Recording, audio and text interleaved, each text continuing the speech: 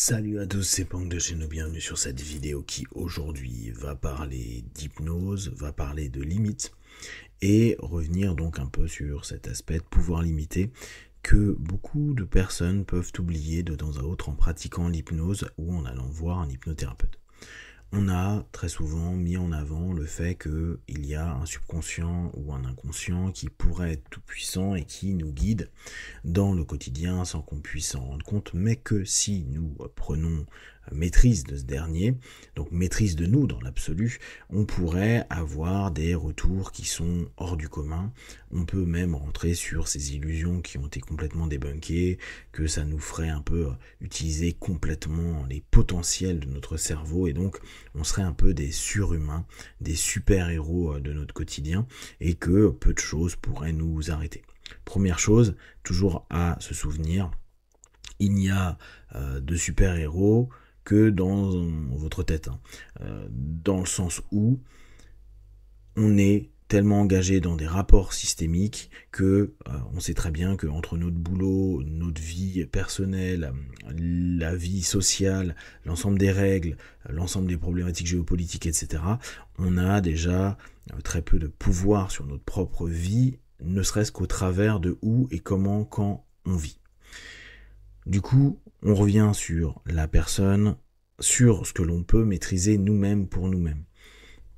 Croire que aller voir un hypno avec cette idée de reprogramme-moi. Fais-moi développer le potentiel ou le plein potentiel de mon subconscient. Enlève mes croyances limitantes. On pourrait se dire à ce moment-là, bon, effectivement, si vous avez un feedback positif, où est ma limite ? Votre limite, elle est déjà extrêmement biologique. On va se rendre compte, et c'est les faits, que même si vous trouvez, et vous trouverez automatiquement sur Internet des personnes qui font des associations, qui sont souvent fausses, mais le cause à effet est là, j'ai fait de l'hypnose, j'avais telle pathologie, j'ai plus cette pathologie. On pourrait se dire le cause à effet, parce que j'ai fait de l'hypnose, j'ai plus cette pathologie. Ce qui peut être vrai sur pas mal de choses, mais sur d'autres, globalement, sur les milliers ou les millions de feedbacks qu'il y a, c'est des exceptions. Or, on enlève le principe des exceptions. Le super-héros, il va pas être un super-héros une seule fois. Si on reprend les comics, c'est régulièrement, il est là pour aider, sauver les gens ou faire ce qu'il a à faire. Donc si tu l'as une seule fois, t'es pas un super-héros. T'as eu une chose exceptionnelle dans ta vie. Donc t'as pas un super pouvoir en constance avec une chose exceptionnelle. C'est super pour toi si tu l'as vécu, mais véhiculer l'idée que l'hypnose ou n'importe quelle autre discipline, mais moi celle que j'aime, l'hypnose et l'auto-hypnose, te permet d'aller dans des conditions qui sont au-delà de des conditions médicales, biologiques, systémiques, etc. C'est illusoire, trompeur et problématique. Du coup, on va avoir cette population qui parfois ne connaît pas suffisamment, qui a acheté les dires de praticiens, de bouquins, de feedback sur Internet, qui arrive avec « Donnez-moi le plein pouvoir de mon subconscient, occupez-vous de me reprogrammer, etc. etc. » Bon, on sait que l'hypno, comme l'hypnose, ne peut pas grand-chose. Il va être un opérateur pour permettre à tout à chacun d'aller se connecter dans sa transe pour développer son potentiel avec les limites de ce potentiel-là. D'accord ? Il est toujours important, certes, de suivre le désir, l'envie, parce qu'on va dire, oui, mais lui, il croit qu'il peut aller là-dessus. Sa seule limite a été de ne pas croire qu'il ne pouvait pas, d'accord ? Mais factuellement, même s'il croit qu'il ne peut pas, c'est le rapport au réel, j'ai beau me dire oui, mais il n'y a pas de souci, ça je peux le faire, il n'y a pas de limite, sky is the limit, non, avant le sky, il y a plein de trucs qui vont te limiter.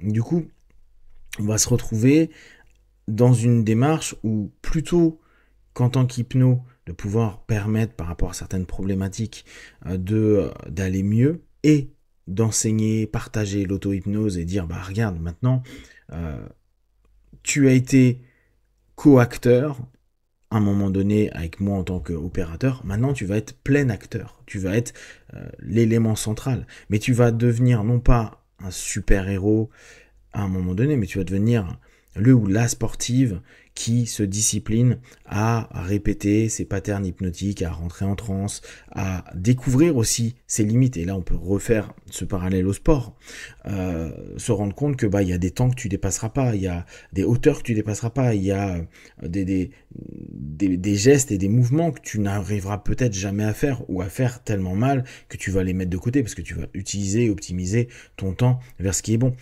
Et si l'hypnose, par exemple, pour moi, qui principalement est incroyable d'un point de vue de la douleur, on sait néanmoins que sur certains types de douleurs, c'est pas fonctionnel. Ou ça peut juste descendre d'un ou deux points pendant la session, ce qui, pour des personnes qui souffrent, c'est déjà pas mal, mais post-session, ça dure pas. Et même quand on l'enseigne avec de l'auto-hypnose, on voit à quel point les gens n'y arrivent pas. Donc, même moi qui suis passionné et qui adore l'auto-hypnose, je suis constamment en train de me dire, ok, mais quelle est la limite pour moi de l'auto-hypnose ? Et j'insiste, c'est pour nous. Et c'est une découverte.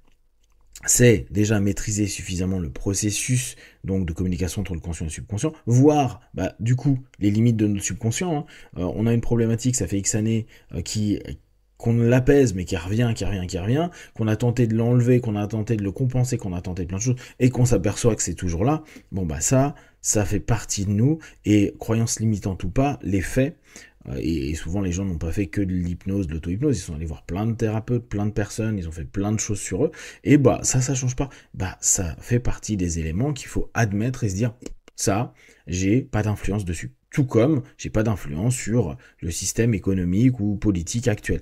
Il y a des éléments dans lesquels je n'ai pas pouvoir.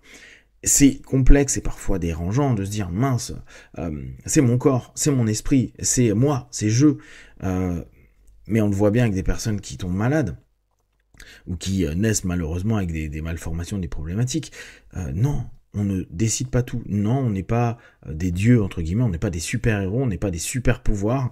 On est nous, et avec l'ensemble de la composition de ce que l'on a, et l'ensemble des capacités que l'on a à exploiter nos trans, si on reste dans le monde de l'hypnose, nos suggestions, notre capacité à écouter les retours, à écouter nos limites, à écouter aussi les potentiels qu'on n'a pas exploités, à aller au-delà de...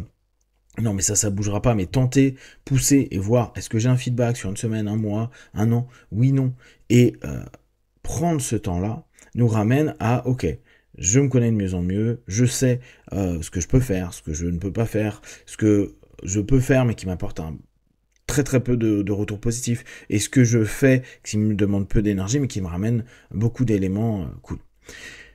Quand au fur et à mesure, on arrive à admettre que, bon, on est limité, on n'est pas capable de tout, et oui, on aura toujours des croyances limitantes, oui, on aura toujours des éléments qui sont non ok, et en général, même les gens qui disent non mais moi j'ai dépassé ça, on s'aperçoit que sur certains aspects, ils ont des compensations, ou même pas des compensations, ils ont d'autres aspects d'eux qui sont pas ok du tout. Tant que ça les arrange pas, on s'en fout. Le tout c'est de ne pas rentrer dans une illusion et un mensonge de soi à se dire j'ai un outil ou un thérapeute ou un truc qui me permet d'aller au-delà, alors qu'on ne voit pas, c'est pas parce que j'ai corrigé telle problématique que je peux corriger tout, et surtout que je peux avoir corrigé ma direction sur ma voiture, mais si mes pneus sont toujours pourris, je pourrais me fixer à me dire ma direction est cool, sauf que je risque d'avoir tout autant un accident, ça risque de pas rouler bien, et ça risque par moment aussi de ne pas être maîtrisé par ce que je viens de corriger. Donc, nous ramener une forme d'humilité par rapport à nous, par rapport à notre conscient, par rapport à notre subconscient, ramener au fait que la discipline hypnose, dans le sens premier, discipline, devient aussi une discipline, une hygiène de vie, une façon de penser, une façon de voir les choses grâce à l'auto-hypnose, et que si vous allez voir des choses parfois incroyables pour vous, ça ne veut pas dire que ce le sera pour les autres, ça peut être toujours sympa de le proposer,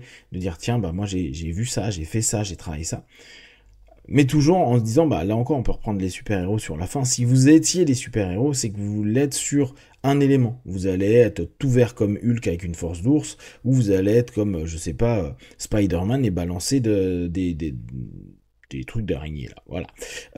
Mais vous n'avez pas tous les pouvoirs, vous n'avez pas tous les trucs. Et parfois, ce qui fait votre exception, ce qui fait que pour vous, la discipline ou certains aspects de la discipline ont été plus marquants pour vous, peut ne pas l'être du tout pour les autres.